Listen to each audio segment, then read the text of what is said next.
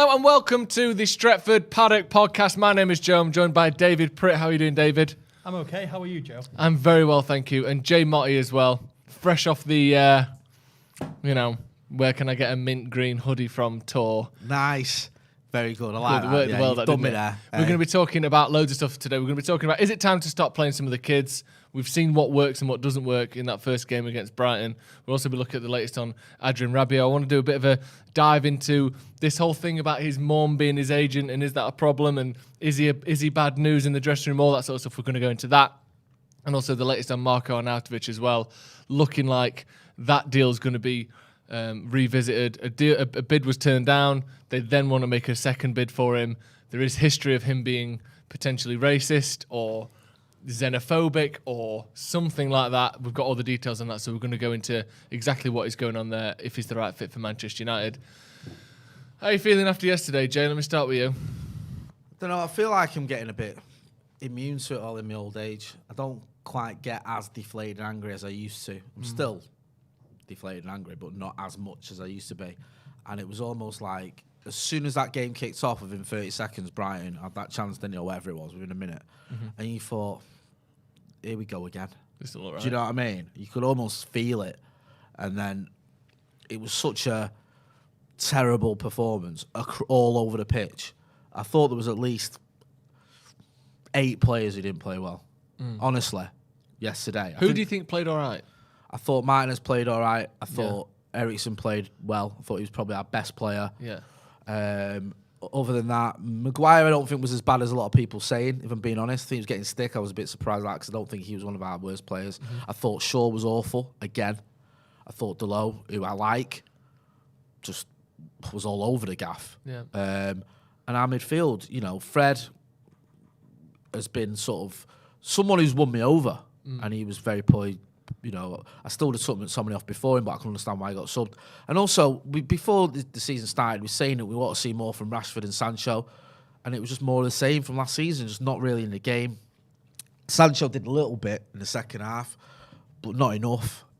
And it was just so disappointing. By the time Ronnie came on, he didn't really get a lot of the ball. When he did, he tried to make something happen, but by then it was not almost too late, but it wasn't enough, should we say. So, I think the first three players I mentioned did okay. Especially, I thought Eriksen and Martinez, to a lesser degree, played well. But overall, it was so poor. It really was. And also, listen, I'll back Ten Hag. I'm not going to start criticising it after one game. But it was, and I know he tried to get him on and the ball didn't go out of play or whatever, but the Garnacho, Malacia, I think it was a Langer substitution in the 89. It was literally that 90th minute. I think it was 89 and 50 seconds or something. It just wasn't long enough for them for them to impact it. I personally would have started Malacia. I thought he had a good pre-season. I was surprised to see Shaw start. I was as well. That didn't make any sense to me. And Shaw, I don't want to dig him out because there's other players that played badly as well. But I feel like this season he needs to show something. He's been here for 8 years now. 8 years. And he's had 2 good spells during that time. One under Van Gaal, one under Wally. And other than that, we've had 6. I know we got injured, but we've had 6 years of inconsistency at best. Yeah. And yesterday, he was just awful. Would you say, though, it was a good spell under Ollie, or was it just he's better than what he'd been because he was awful for a long time, and then under Ollie, he got back to being okay, but I don't think he was anywhere near what he was. And people are giving far too much credit, if you ask me. I think even after that, we should have got someone else in. Do you know, it's funny because me and you stated a tier list or something a few years ago. We were looking at players.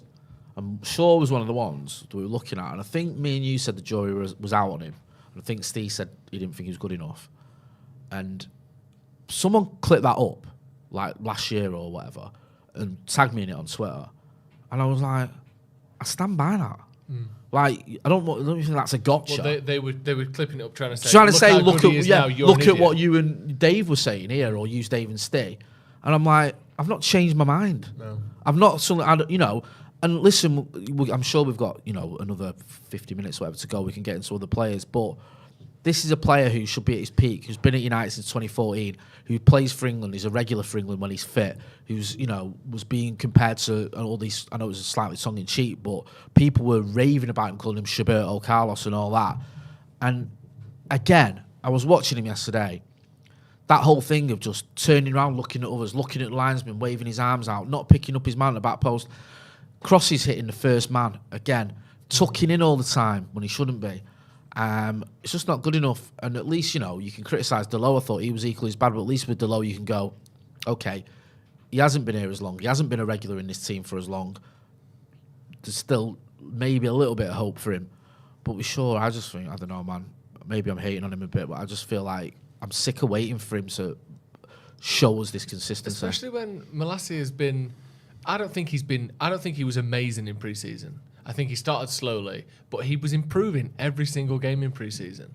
I think he got to the point where he was getting further up the pitch. He looked more competent in that sort of central midfield role that, you know, Ten Hag's asked the fullbacks to do when the possession is on the other side of the pitch and we're attacking. He tucked in well. He did that really well. I don't know whether it's over 100 metres he would be, but he seems faster than Luke Shaw. He seems better at recovery. I know he came on and had a bit of a stinker, didn't he? Gave a foul away, or missed a slide tackle and then gave a foul away. But like I said, he was on for 2 minutes. And also, so I get that he didn't come on and shine, but he had a few minutes. And also, you come into a game where you're chasing the game. You debut at Old Trafford in the Premier League. Your first ever game in the Premier League. It's not easy. And I'm not saying he's going to be like that, but everyone... I don't think he'd be anywhere near those levels, but everyone remembers Patrice Evra's debut. It was one of the worst performances I've ever seen by a United player. It's just a bit of a surprising one. And just his willingness to try and get back, his effort is so much higher than Luke Shaw's. Like the amount of goals last season we saw where, you know, the camera pans around and just coming into shot as the ball goes in the back of our net is Luke Shaw jogging back into position. It happened constantly. I don't know how many times, because where I was sat with behind the goal, previous seasons, when you watch him, sometimes not even a goal, it's just a chance for the opposition, and he's stood on the halfway line like waiting, thinking, oh, well, if they win the ball back, they'll spray it to me and I'll get forward. Surely as a left back your first role is defend the ball. What did you make of Maguire, Joe? Because I saw you sticking up for him a bit, and listen, call it as I see it, I left Old Trafford yesterday, he wasn't on my list. Do you know what I mean, of players that I was annoyed with. Same. I think he is a bit of a target, and people are always £80 million, he should do better and all that rest of it. But I don't think he was one of the worst players yesterday. No, I don't at all. I think him and Martinez had similar games. So, for instance, like for their first goal, I think some of the nuances of their partnership are yet to be ironed out. Obviously, this is the first minutes they've ever played together. Welbeck makes the running behind. Martinez should have tracked it, but there seemed to be some hesitation from Martinez because was he thinking, am I passing that on? Is Maguire going to take over? How do we do, you know, because some players, some partnerships will say, if a man runs across us, I'll take him until this point, or I'll just take him, you drop into my spot. Other players say, if a man runs across us, he's now your man immediately, and you can almost do that kind of zonal marking thing of, if he enters your territory, he's yours, and if he's in mine, he's mine. People between them work out how to deal with that situation. So I think there were times yesterday where Welbeck makes that run across Martinez and then behind Maguire. That hesitation from Martinez, which I think was somewhat understandable for the reasons I've just mentioned, meant that Welbeck got the ball before Martinez did and there was no challenge to be made on him. Then he can play the ball across. So you can blame Martinez a little bit for that, or the hesitation there, and then you can blame Maguire for not really quite getting back into position quickly enough. But I don't think Maguire had a bad game yesterday. I don't think he made any obvious glaring errors, and he won the ball back a lot and played some good cross-field passes. I thought it was okay. Sorry, I had this in my news. I'm just going to my phone because I screenshotted it. I think he spoke about that, Maguire, about the partnership with Martinez. He said, it's great to have Lisandro Martinez at the club. We have competition for place at centre-back. We've not played much together, and in that first period, we weren't on the same wavelength. Centre-back partnerships are built over time, and we will get a lot better and keep clean sheets. Just before I get your take on that, Dave, we've got quite a lot of chats and comments, so I want to get into some of them. Do get involved in the chats and the comments, of course, and hit that like button. Marcus94 says, lads, I'm fed up with this season already. We needed signings for months. I'm hopeful of Rabiot just due to our midfield. I think we'd be happy with anyone. Also, hope you guys are well. Thanks a lot, Marcus, for your support. Carl Dixon, welcome to the Academy as a new member. Go and check out the members section. We've got fantasy football stuff on there. We've got a little mini video I did of a mini tour of Scandinavia. Jibak Sahu says, lads, when does this end? What will it take? It's a very good question, that, bro. I mean, it's mad we're already one game in and people asking, you know, when does this end? On that, can I just say something? Of course you can. I think, and it's not, and as United fans, I'm doing the same thing. Like, I've been absolutely genuinely gutted today. Like, just one of those results that really absolutely knocked the wind out of my sails, because I was hoping for something different and ended up getting the same result as last season. But I think we do have to remember that part of yesterday's disappointment and today's disappointment is because of how fresh last season was.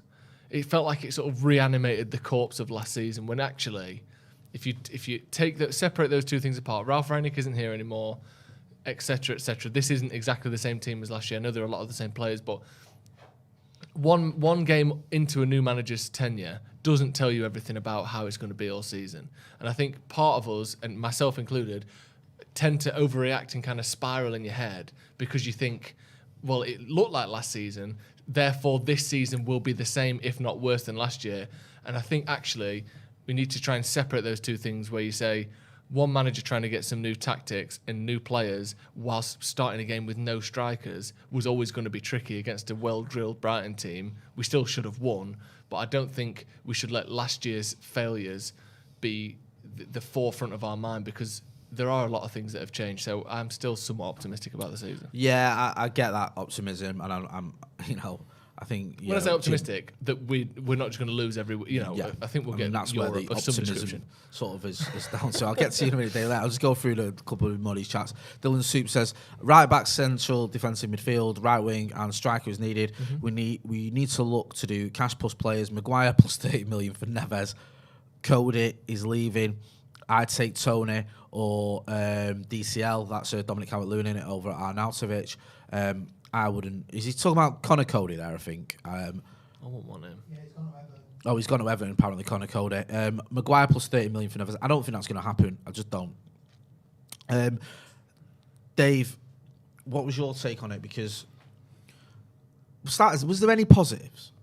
I think Because we're going to get to the overhaul and giving the kids a chance. And a lot of you in the chat are saying, is it time to give players a chance, trying to give some of these youngsters a chance, which I'll get to in a minute as well. I'm not just going to read super chats.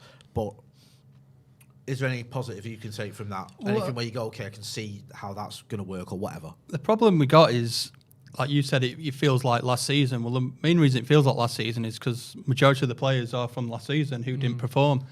And you can call the managers or previous managers all you want about how they handled stuff, but at the end of the day, it's still down to players the way they go out on the field.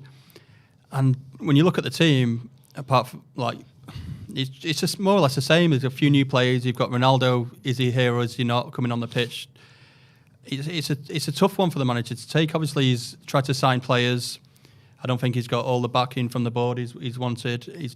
He's not got his full squad that he wanted to start with. So players are just going to be lucky really to still have the place, I think. And do they have to perform? Not really. I mean, I do think they are trying to perform, but it's just not coming off like it didn't last season. But it's going to be a tough one this season unless he gets the right people in, or unless certain players decide they can remember how to play. Yeah. We're going to be in real trouble. I think another thing as well, and this is only a small section of people, but especially on like certain subreddits and different parts of like online fan base or online people online, I'm not even sure everyone who claims to be a United fan online is even a United fan, because I think there's definitely a lot of Arsenal fans with MUFC X accounts. There just has to be, because some of the stuff you see is so close to parody that you think you have to not be a United fan. I saw people last night with like a decent amount of likes and like upvotes on posts across various different platforms saying stuff like Ten Hag's out of his depth. Ten Hag didn't realise there was a jump in quality between the Netherlands and the Premier League. Like having to go at him for wanting Arnautovic. And whilst I don't want Arnautovic, I think it's ridiculous.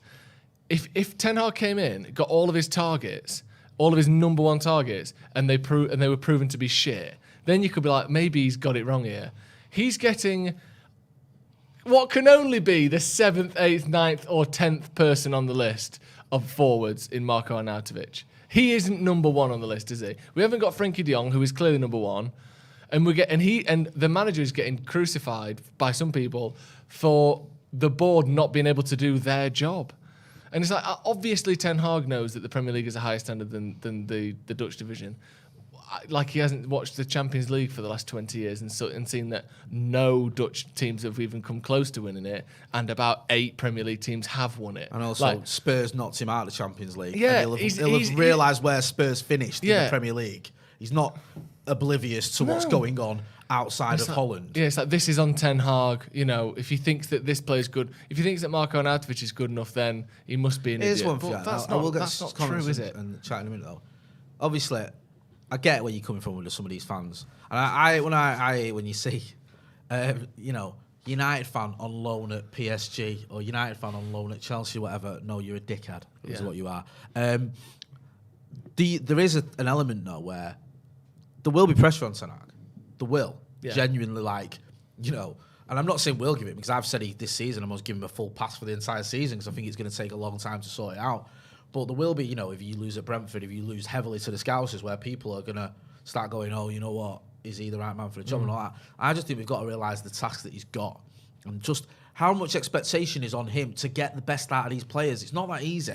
Everyone's just assumed the likes of Maguire and Shaw and Rashford and Sancho, who were all put, and McTominay, and unless Fred, I don't think last season was that bad, to be honest with you, but it wasn't perfect by any stretch. But and McTominay and all these players who underperformed last season, he can get the best out of him. He might not be able to. No one might be able to. Do you know what I mean? They might not be as good as we all hoped. There's still that. So it is very difficult, and especially, as you said, when he's being linked with 33-year-old attackers who spent 2 of the last 4 seasons in China, and when they were at West Ham 5 years ago were okay. I mean, that's just another Odi and a Gallo. And now I read somewhere that he's a racist as well, which is great news. Yeah, so we're not only signing crap players, we're signing crap players who are racist. Even better. Like we get Ron Atkinson as manager. Just quickly, Ian Barron, guys, it's my 49th birthday today. So happy birthday, Ian. I'm sorry the Reds couldn't give you an early birthday present, but hopefully our little shout out has brightened your day. Also, who else have we got? Jack Lynch, I love my club so much, but it's being ruined by greedy American owners who only care about money. Until the Glazers sell the club, we are not winning anything. Yeah, I agree. Luke says, earlier, Joe, talking about Rabiot being a good signing, the hope we sign another midfielder is all well and good, but we won't. Rabiot is it. It looks like we could. YouTube says, I hear you're a racist now, Father. Yeah, I love that in Father Ted. But again, that we might not sign anyone else. I agree that there's a good possibility we don't. But 48 hours ago, we didn't have any clue we were in for Rabiot. So you can't say he's the only signing, because we didn't even know that was happening 2 days ago. So who knows what could happen in the remaining 30 days, 25 days. Should we talk a bit about this Arnautovic stuff? Because I see rumours, you see tweets that there's this history of racism and racist comments and things here and there. So we've got a bit of a sort of a breakdown of what actually happened for anyone who's just heard that he's a racist and doesn't know what the actual history of it is.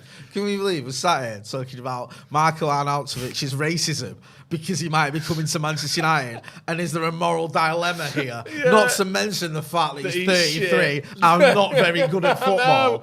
It's like, what is this club doing to us? Honestly, I can't cope. Sorry, Joe, go on. No, so we've got a few bullet points here. So this is this is it. This is my seminar on, is Marko Arnautovic a racist or not? Jay, this is Man United. What? Do you remember that time we bought Veron and Van Nistelrooy and fucking Jaap Stam? Remember the time we won the league and lost the Champions League final and I thought it was a crap season? Yeah. Now I'm here going, Marko Arnautovic, racist or just shit? More news or at 10. Both. Or racist, shit or both. You decide. Right, let's get into this. So he was accused of using racist language and insulting a player during Austria's Euro 2020 clash with North Macedonia. So apparently it was to do with a celebration he did in front of the Macedonian fans, which was supposedly included an anti-Albanian slur toward the crowd and one of their players. And then there was some sort of heated exchange between Yanni Alioski as well. So it's to do with, I think Arnautovic has Serbian heritage, and then obviously the Albanian roots of the players he was chatting to or abusing or whatever you want to say. Okay. So they were the accusations. The UEFA appointed an independent ethics and disciplinary inspector to conduct an investigation, and the Macedonian authorities released a statement that said his nationalistic outburst was condemned and that they demanded the harshest possible punishment for him. UEFA found him guilty of insulting behaviour and subsequently banned him from featuring in Austria's next game against the Netherlands. He denied using racist language. There was another incident that happened early in his career when he was at FC Twente, where he supposedly racially abused a Willem player, Ibrahim Kargbo, who basically said he called him a racial slur. There was an investigation by the Dutch FA. No evidence was found and the case was dropped, which obviously doesn't mean it didn't happen. It just means we couldn't find evidence. I mean, I don't know. Those are the prominent accusations and the sort of timelines of them. You have to say, I mean, I'm not defending it. I need to read up on it. Part of me feels if there was an investigation into one of these cases and there was no evidence the case was dropped, that can happen. I remember Steve Finnan with Evra. You remember someone lip reading thought Steve Finnan had racially abused Evra, and there was an investigation and it turns out, or they found he hadn't. Yeah. Was it the Chelsea groundsman as well, Barry Bennell? He was accused of racially abusing Evra. Not by Evra, I think Mickey Phelan said he heard him say something. There was an investigation, it was dropped. There was an investigation into Suarez, and it was upheld because he did racially abuse him. Yeah. There was an investigation with John Terry and Arnold Ferdinand because he did use racist language towards him. So you have to sort of say it on face value. I'm not going to say that just because he accused means he did it. No. I don't know. People may disagree with it, but just from them bullet points. But it's just a bit of a shambles, isn't it? That you've got a player who, has got a at least questionable past here with his actions. And also, he isn't very good. I mean, it's just what, I wish that was the only talking point, don't you? It was like when we had Edinson Cavani and he scores the winner at Southampton or wherever it was, and then gets banned for racist Instagram posts. I know he didn't mean to do that, but he did it and then gets a ban. And it's like, what is going on at this football club? Like, it's not that difficult to get good footballers and also get good footballers who haven't been done for racism. Let's try that one for size. Maybe there aren't any. Maybe all the good footballers have been done for racism, and we just have to pick which one we like. There are other options here. Do you know what I mean? Like, and I wouldn't mind, right? If this was Neymar or someone, you might be going, or Mbappe. I love that. How good do you have to be for it to be worth it? I don't know. All right, are we going to die on it? I'm willing to die on this hill with him. It's Marko Arnautovic. What? Is it really worth dragging the club through the mud for this guy who's probably going to get 2 goals in 20 games for us, if we're lucky? Honestly, Glenn F, who's been a member of the Academy for 18 months, thanks for your support, Glenn. Good guy. Pre-season, the 3 up front were starting to get something going. We changed the system yesterday. It didn't work. Need to play youngsters more also. Peace out. I love that. I think the reason we changed that system is because Martial got injured. Yeah, but even that, I agree with that. But this shows where we're at. Like, I did a tweet yesterday about the Arnautovic thing and how, it's a shambles that City win the league, they get Erling Haaland. Scousers finished second, they get Darwin Núñez. We finished 6th, and we're haggling over whether we're going to get Marko Arnautovic. And someone said, yeah, but we didn't know Martial was going to get injured. Yeah, but we did know that he's not scored hardly any Premier League goals in 2 seasons. And also, we did know we cannot rely on him. We did know that Cristiano Ronaldo is 37 years old. We did know that Mason Greenwood is highly unlikely to kick a ball for Manchester United again. So we knew we needed a striker. It's not like after the Brighton game, we've gone, do you know what? We need a striker. Oh, my God, what are we going to do? We've known this for months, and we've not acted upon it. And now we're kicking around with a player who, if we're being brutally honest, I'd be amazed if he did come at United if he got 10 goals for us. There's nothing in me that thinks this guy's going to bang him in. Do you know what I mean? And it's even the other ones we've been linked with, you think are a slight, like Sesko, you think, is he good enough? Can he do it? At least he's on the up. He's a youngster who's going to get better. This is a man, who is probably going to retire in 2 years. Yeah. And he's coming to spend his swan song at Manchester United. I mean, it's ridiculous. Just before I get back to you guys, Reece says, forget the quality of his football. Him being a racist makes me question the values of this football club. We were quick to point at Liverpool FC. Yeah, good point.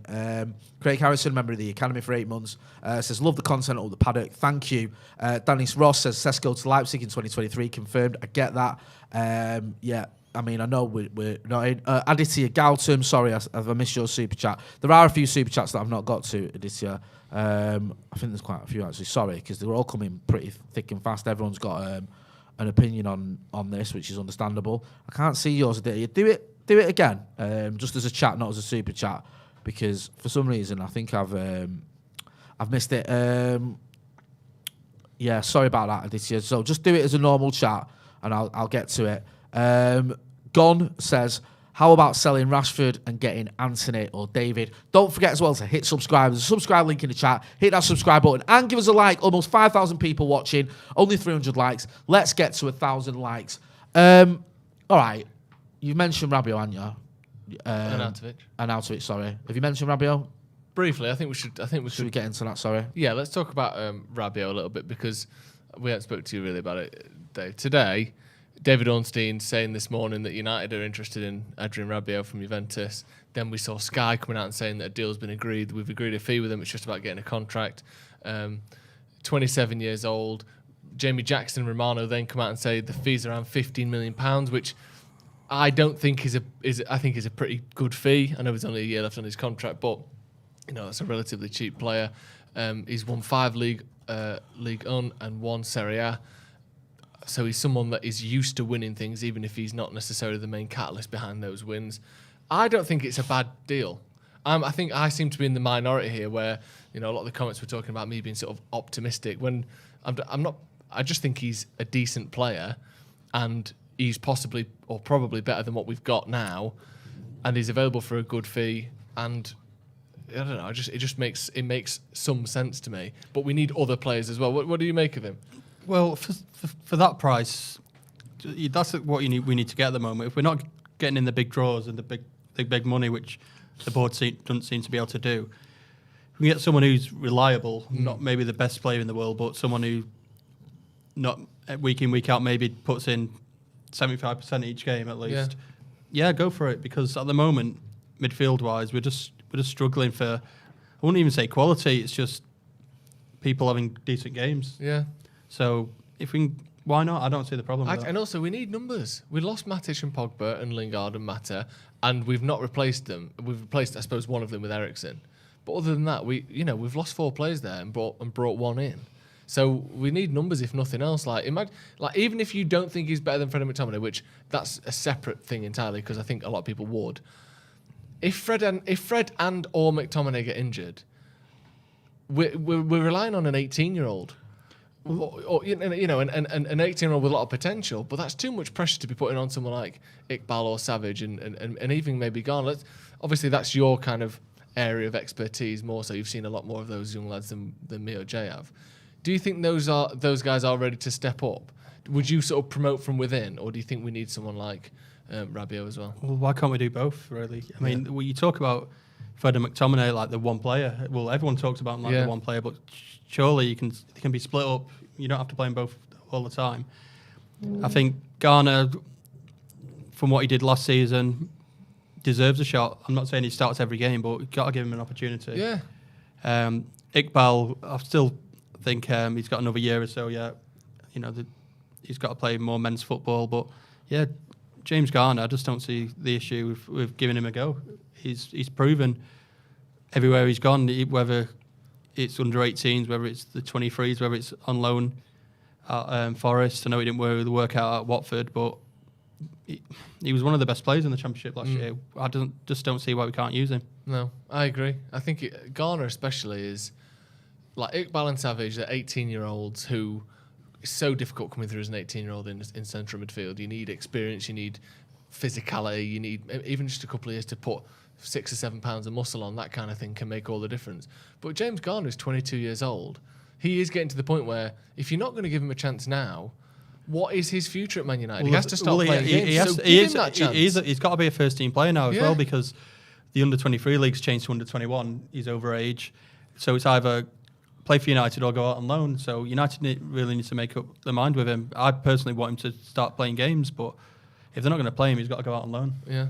Do you think there was at all an element, and I will get, there's loads of comments and super chats, I will get to them. I know people saying, like, you've missed mine, I've got them all in, I'm going to get to them in a minute. But do you think there's an element with Tenag yesterday of giving some of the more established players just a chance for the opening day? So maybe, like we mentioned, Malacia coming in for Shaw, maybe saying to Shaw, right, you're in the team, first opening day, Brighton, McTominay, everyone said, why not give Garner a chance? McTominay's a regular for the United, whether you like it or not. Give him McTominay a chance, saying, right, you're starting. Do you know what I mean? Giving those players that are a bit more established a chance before. Same with Rashford and Sancho. Some people saying, well, Garnacho should have been given a nod. But again, maybe saying to them, you're the main men. Yeah. Or you're the usual sort of players. And once he's seen this, maybe now he's going to start going, okay, well, Garner, I'll give you a chance against Brentford, or maybe Malacia comes in. Then you start sort of, because you're almost justified in it as well. You've given him a chance, they haven't took it. Right. Shaw in particular, I understand why he played him. Because Malacia has never played in the Premier League before, and he's playing next to he would have been playing next to a centre-back that's also never played in the Premier League before. That's a very good point. I think having a completely new left-hand side could have made him look foolish. Especially without an out-and-out or any form of real DM. Because I know but somebody seems to be further up the pitch than Fred. Fred was more or less the holding midfielder at one point. Well, that's why he was receiving the ball off the defence all the time, which is why he gave it away. Yeah. Because we all know we know with Fred now what he can do and what he can't do. What he's quite good at is winning the ball high up the pitch, quick turnovers, giving it to the winger, giving it to Bruno, and letting them do the hard stuff. What he can't do is receive the ball off the centre-backs, turn, and bring other people into the game, which is what he was entrusted with doing yesterday for some reason. But I understand why he didn't play Malacia. The other ones I don't really quite get, because I think they've not been good enough in pre-season and they've not been good enough last season. I think he should have maybe given a few more minutes to... It does also highlight how thin we are in those positions. Let's be honest. It's someone like Elanga, who people have said he's not the answer, but he's done better than what Rashford's done last year. But still, Rashford gets a nod ahead of him, which surely it should be on merit of how you've been playing rather than your name and the number on the back of your shirt. Yeah. Which I don't understand. What did he only get a few minutes when he came on? Yeah, but 5 minutes. What's the point? The subs, the subs were frustrating because it was so late for some of them on it. It was like 5 minutes. Just one thing I want to talk about this Rabiot stuff. Yeah. Because we were talking before about how I think somewhat unfairly the way his mum, who is his agent, or his agent who happens to be his mum, more likely, is sort of almost always phrased as his mum first. Like, everyone's very keen to let you know it's his mum. It's his mum's his agent. It's his mum's agent. Like, when, football has a long history of family members being agents, that, it's not necessarily made a big deal of. The controversy there, again, just as for anyone who doesn't know, a couple of seasons ago, after, I believe it was during the World Cup, maybe, let me just double check this, she was accused of having an argument with Kylian Mbappe's dad, who again happens to be his agent. So this is agent on agent argument here. Reportedly had a bust up with Kylian Mbappe's dad after the French forward missed a crucial penalty in the shootout. She demanded that he reframe his son and make him less arrogant, apparently. Mbappe's mother also got into a disagreement with Rabiot's mother. So just you know what? Just football, parents fighting. I've been at the games where it was Cadizet Juniors versus Erland. And on the touchline with the parents, and I've seen it kicking off, right? I've seen, if your son wants to give the ball a bit more, Tom stood there all on his own all game. Unmarked. Yeah, he's unmarked for a reason, mate, because he's rubbish.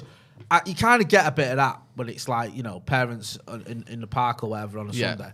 You don't expect it in the World Cup finals or whatever, or the Euros. No. With parents who are also the agents of international superstars blaming each other and having digs at the kids. No. It does seem somewhat bizarre and ridiculous. Can we just take a step back and what we've been talking about is racism and mum and dad's having an argument with each other? It's mad, isn't it? It's like, are we going to sign that player who's racist? No, let's get the one whose mum was round with the Mbappe's dad. Yeah, all right, we'll have that one instead. It's bizarre, isn't it? Regardless of who's to blame. It is bonkers. I'll get some of these super chats. Gon says, how about selling Rashford and getting Anthony or David? I think you read that one already. I'll have her, sorry. Oh, right. I don't ever read this. Did I read this? Dylan Supp says the only positive is if we get Rabiot and Arnautovic is this season's all or nothing. Is it United? Yep, that's the only positive. It's not United, though, is it? Oh, no. We're not doing an all or nothing. No, I think he's taking They don't even let players do interviews after games. They're not getting a fucking camera in the dressing room. Nick Albanese says, Frankie de Jong won't come and wasted 3 months chasing ghosts. Then we buy a 15 million midfielder and top it off with Arnautovic. Both with red flags. Pathetic. He has to be one of the 2 or 3 midfielders we sign. It can't just be Rabiot. Yeah. I'm willing to be somewhat optimistic today because I think this is the first of many. Yeah. If it ends, this window ends, Arnautovic and Rabiot are the last 2 people we sign, it is a disaster, right? I'm gonna withhold judgment on that because the window hasn't ended yet. I think Rabiot plus De Jong or Rabiot plus a CDM could be a decent window or could shape towards a squad that makes sense. If we just go Rabiot, right, window's ended, see ya, we've got real problems on our hands. So the reason I'm being optimistic is because I think and hope this is the first of many, not because I think, well, De Jong's not, we couldn't get De Jong, so Rabiot's just as good. I don't think that whatsoever. Jed Loveday says, we're a very, very embarrassing football club, Manchester United. Can't argue that. That's been read out by one of our board members at a fucking dinner somewhere. Yeah. I'm the board member of Manchester United. We are a very, very embarrassing football. Oh, that was an internal memo. I shouldn't have read that out loud. We've got some of the highest impressions and click-through rate of any social media club in the world. That's what I meant to read. WBS says, don't mind Arnautovic for a season, to be honest, as long as Ronaldo isn't leaving. More bothered about Rabiot signing.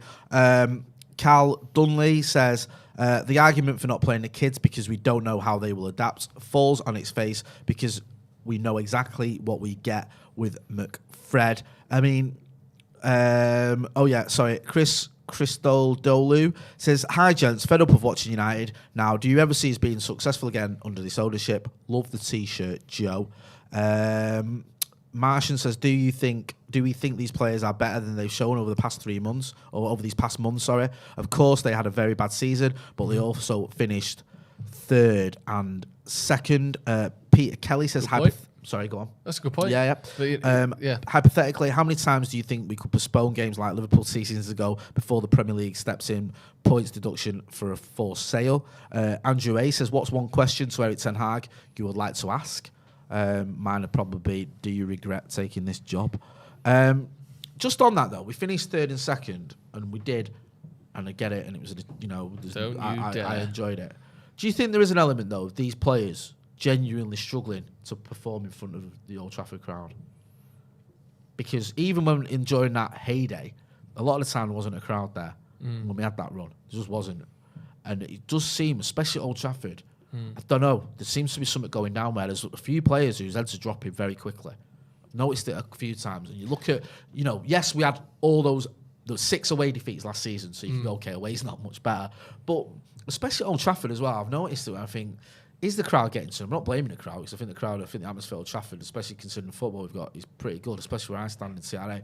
But it just seems like it's a bit weird. We used to have that sort of almost fortress mentality, and now I think it's almost up for grabs every time we play. Yeah, I do think it's becoming a problem. And the rumours last year, and again, I don't know if it's true, but it was the rumours by reliable journalists saying that Paul Pogba kind of had reservations and Cavani had reservations about playing in certain matches in the derby, I think it was, because they didn't fancy the backlash after playing in a game where we got battered.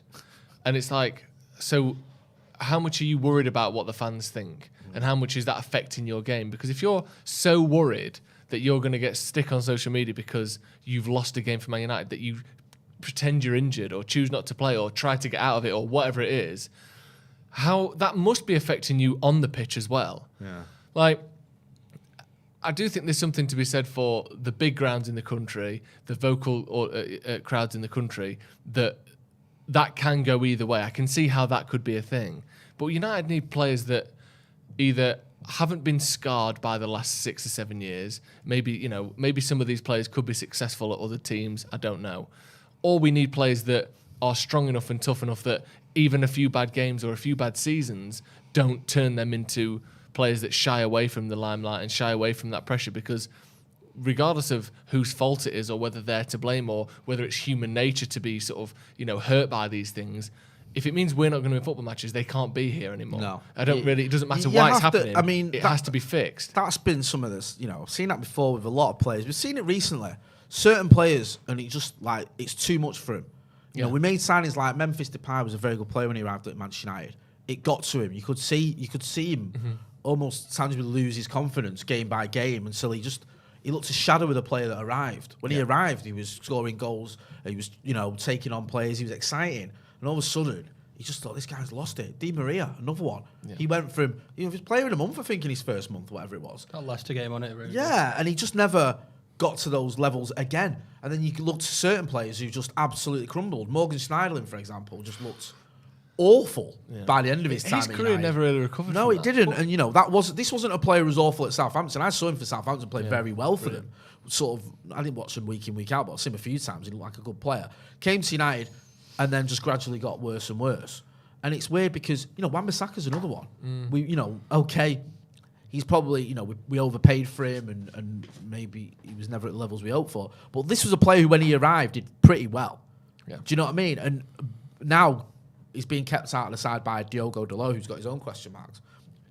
It seems there's a lot of players who just, for whatever reason, whether it's the crowd, whether it's the managers changing around, whether it's the system, whether it's form, whether it's we've overpaid, whatever the reason is, they're not progressing. In fact, they're getting worse as the games go on. But we've had players who've been here a while who've gone through highs and lows, and we've seen that are actually good players. Players who played under Mourinho, and then when all that went to crap, and then when Solskjaer came in, players who played in that PSG game, who played in one of the most exciting games where the fans were up behind him and were panicking about getting knocked out of the Champions League, and then all of a sudden now just can't play football. So we can't say it's down to crowds and the anticipation, because we had that beforehand, and I really don't know. And there's been, maybe it is the management changing all the time. But even that though, Dave, I get your point about the PSG game, but after that PSG game, we lost 10 of the next 12. Yeah, that's true. Do you know what I mean? Like, that is true. That's an outlier. And and I was as buzzing as anyone when we did. But then when we went the next game, we went and lost, I think, to Wolves in the FA Cup. Then we lost to Arsenal in the Premier League. Then we went on this horrendous run where I think it was literally 2 wins out of our next 12 games or something. I think we might have drawn a couple, actually, not lost them all. But something goes down, doesn't it, with these players? You're right. I don't think they're all rubbish. I don't. No, I don't. For some reason, seen they're not rubbish. Yeah, for some reason they can go and they can beat a PSG, or they could go to the Etihad and beat them, and yet then we can, not that long down the line where we're getting absolutely battered off Watford, and we're getting battered off Leicester, and we're getting battered off Liverpool at home. It's just like, it's weird as well, isn't it? Because what is going on? That was the one thing I don't think anyone can doubt. You can doubt certain things about Solskjaer's managerial skills or tactics or whatever you want to do. The one thing he definitely brought, and we could all see it watching, United fans, non-United fans alike, is we went into big games thinking we could win them and trying to win them. Like, sometimes we'd sit back and counter-attack, but we'd have a plan and we'd win those games regularly enough to say it wasn't a fluke. We beat City 3 times in one season. We beat Chelsea 3 times in one season. We beat PSG twice in 3 attempts, I think, under Solskjaer, twice in 4 attempts. Twice away as well. Twice away, exactly. We beat, like I said, Chelsea regularly, City regularly. We struggled against Liverpool at the FA Cup. But we beat Liverpool in the FA Cup. Like, we went into all these are like, slight straws that I'm clutching out a little bit. But we can't take them for granted because, no. Do you think we're going to beat Liverpool 3-2 next time we play them? I don't. And I hate saying that because I hate that team. But then weirdly, let's be realistic. In that last season under Solskjaer, whatever changed, they lost all of that. Whatever it was that built them up, and I think he was a better manager than people gave him credit for, but I do think he obviously had his limitations and maybe wasn't at that kind of hyper tactical level that the top managers are. But at least we had something. We had confidence, and I still don't quite see or quite understand what's led to the team being where it is now, or certainly where it was at the end of last season, where there was just none of that. It evaporated so fast. It evaporated under Solskjaer and then has never come back. Yeah, I was about to say, when's the last time when that run went? He was going quite well, and then we had that run of results which was awful. I think we had Liverpool who beat us and City who, I think that was the best I've ever seen City against us at Old Trafford. They absolutely battered us. It should have been way more. Sorry, go on. But we've never had, like you say, that confidence where you think, you know what, we're gonna batter these today, or we're gonna go win against one of the decent teams. All under Ralph, the end of Solskjaer. It's just been a full year now, hasn't it?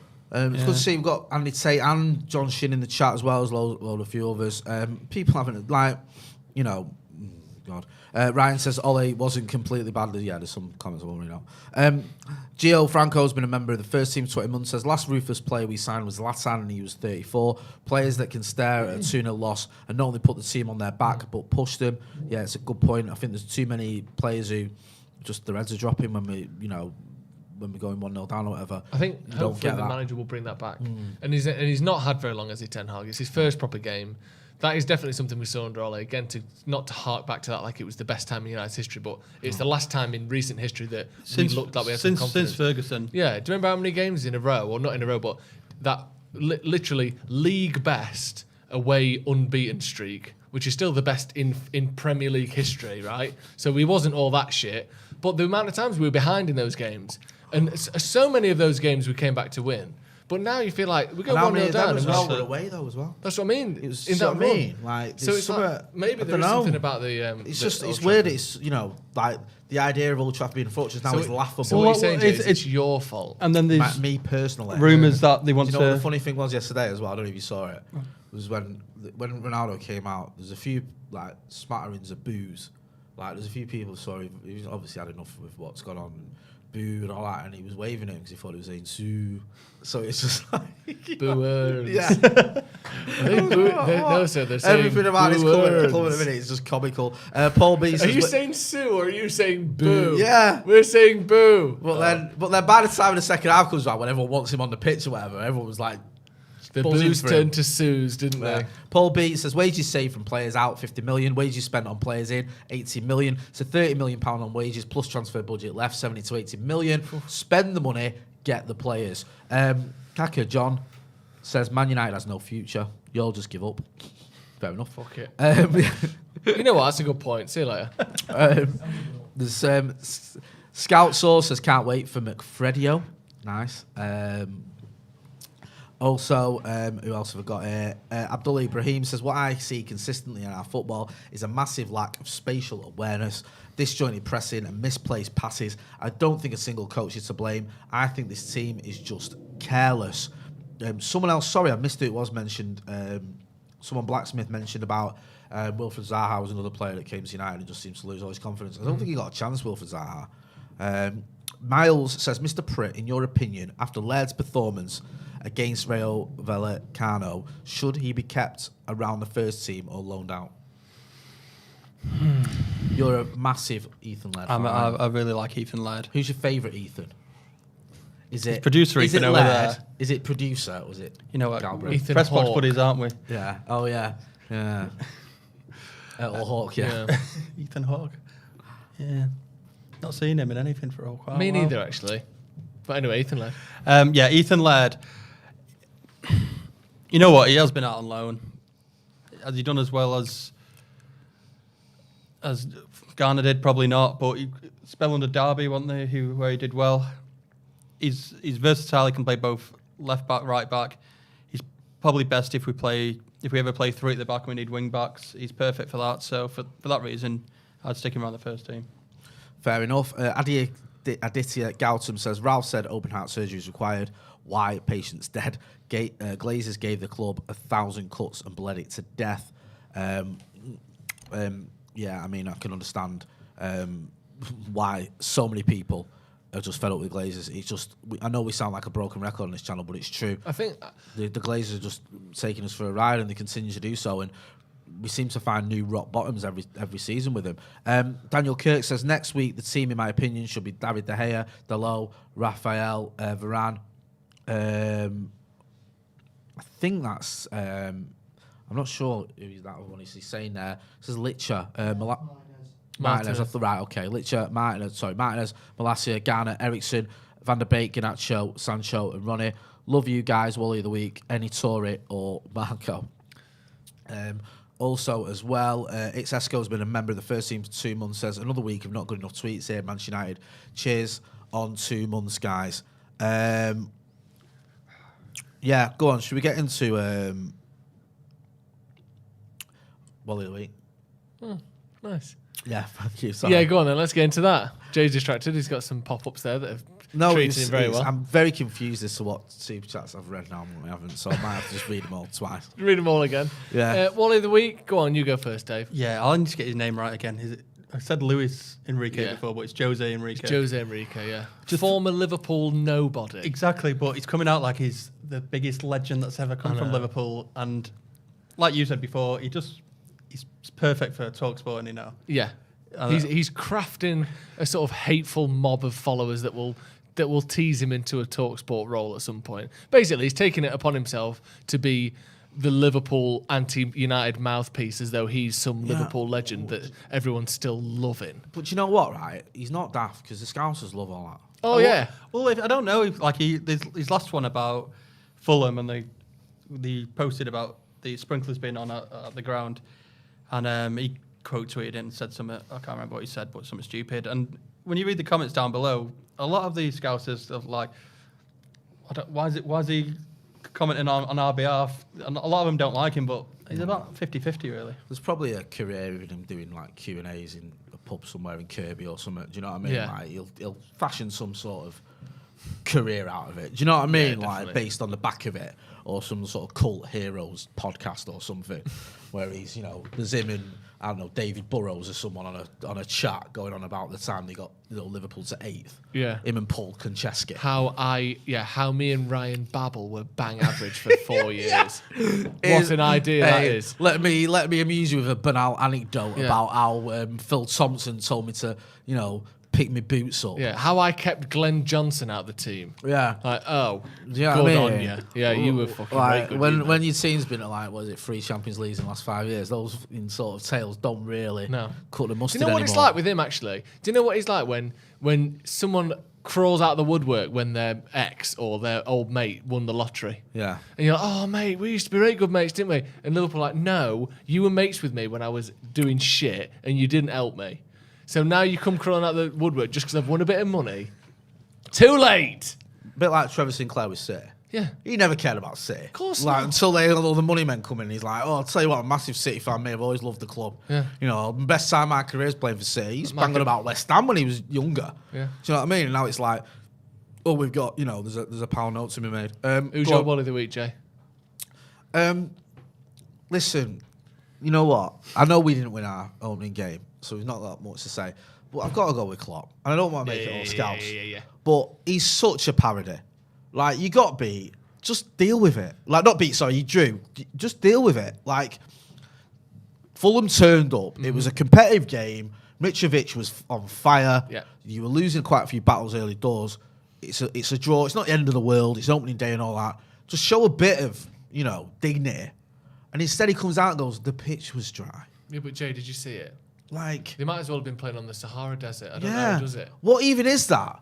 That's also meaningless. Yeah. The pitch was dry. And unfortunately, we had to play on the and dry also- pitch and Fulham played on the wet one. Yeah, and also it shouldn't make a difference anyway because Liverpool are a long ball team, It's not like- acting like Liverpool are fucking Barcelona. Like firing it Liverpool over the top give there. the ball to their fullbacks and pump it into the box for a big striker to nod down. Liverpool are Fulham, so Fulham didn't get an advantage from the pitch being dry. They both just chipped the ball into the box to a fucking big lad to nod it down, acting like managed by Johan Cruyff.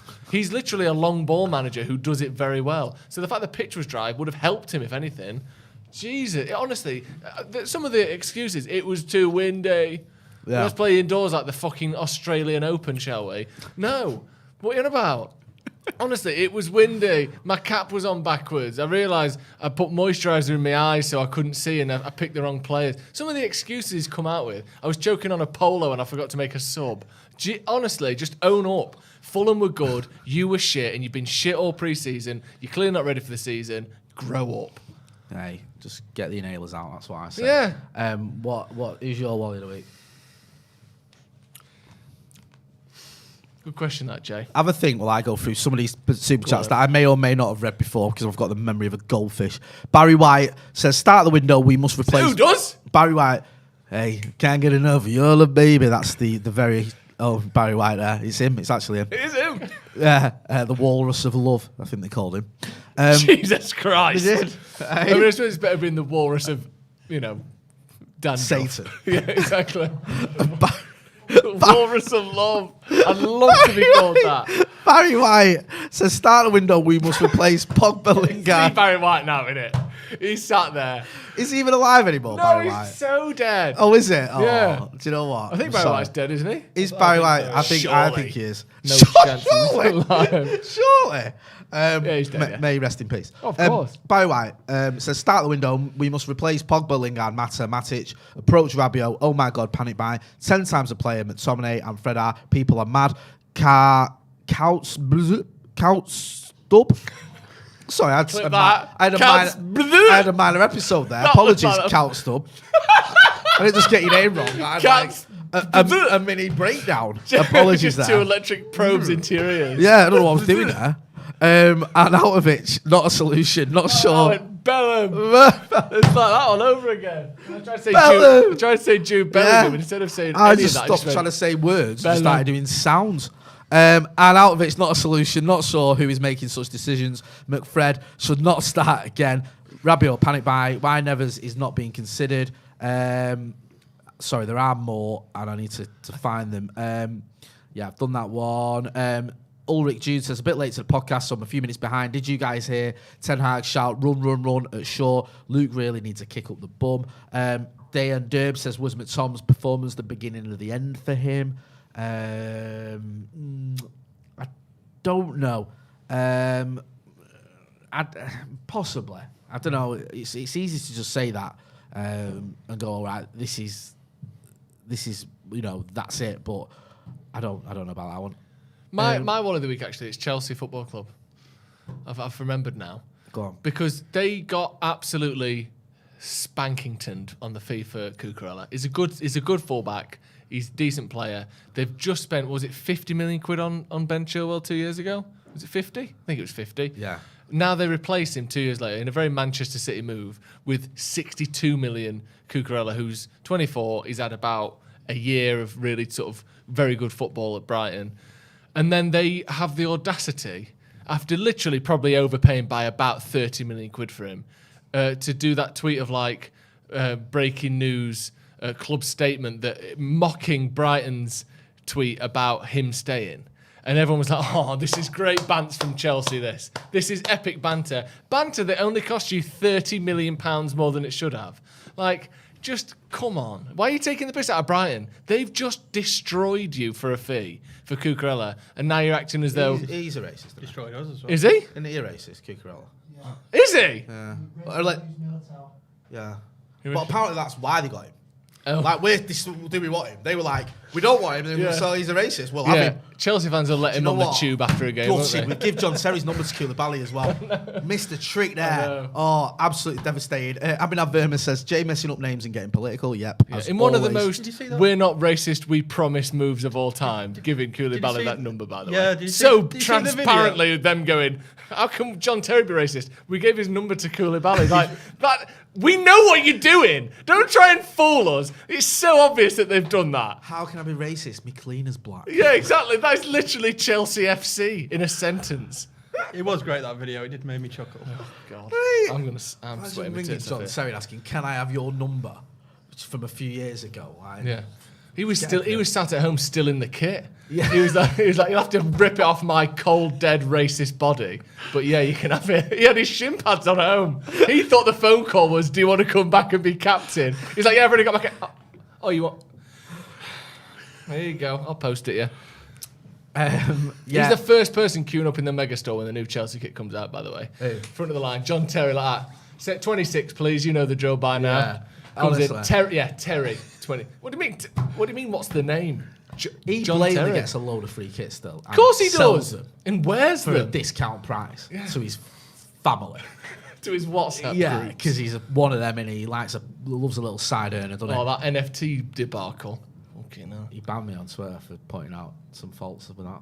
Not him personally. I doubt he's even seen his Twitter. Whoever manages the John Terry account. I think it is. I pointed out a few home truths and was blocked by him. Anyway, we're going to wrap it up there. Dave, always a pleasure. Thanks for giving us your take on some of the youngsters coming through. Hopefully, we'll see a few of them because I'm quite excited by some of the young prospects. And me and you can hopefully sit down and do academy review sometime in the future. Mate, you're such a tease, David. You really are. Hey, it is what it is. Do you know what I mean? Very popular among certain people as well. You know, you're affecting Manchester United Football Club on the pitch by not doing that academy review. Remember that. Hey, Joe, what you got coming up? Got all sorts coming up. Check out the Sloppy Joe's podcast. Big news there. Any subpar producers? No, I'm not doing it. We've got loads of good guests coming up. We've got also just the show itself is brilliant. So search Sloppy Joe's podcast on YouTube. Yeah, you know where to find me as well. Make sure you are subscribing to the channel. There's a link in the chat. I think it's the pinned link.